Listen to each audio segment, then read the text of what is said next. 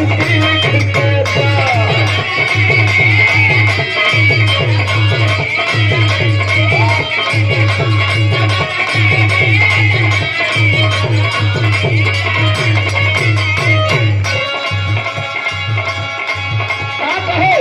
ये हाथ जैसा तोले आई हो,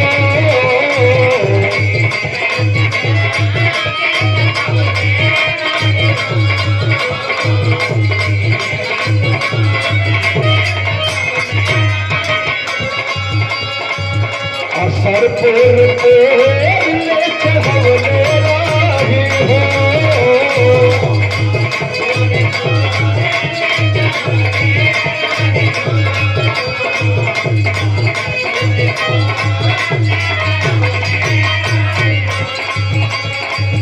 कपड़ा के साइड होई जाइबा हाथ न आइबा को। हराई सिस्टम में कोनो खराबी तो हमके सतइबा को।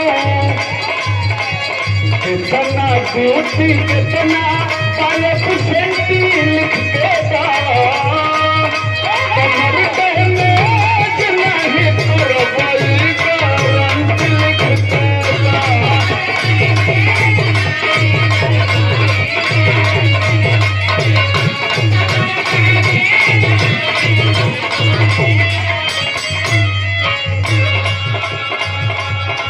और केसवा पार से परम आदरणीय माननीय सुरेश पांडे जी जो बहुत बड़े हमारे शिवचिंतक हैं, और विपिन बिहारी पाठक।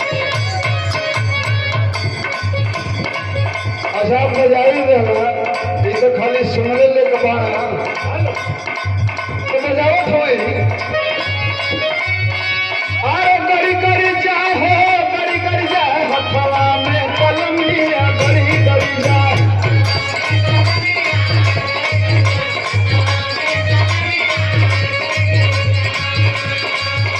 अरे गड़ी गड़ी जाए हो, गड़ी गड़ी जाए हथवा में कलमिया, गड़ी गड़ी जाए।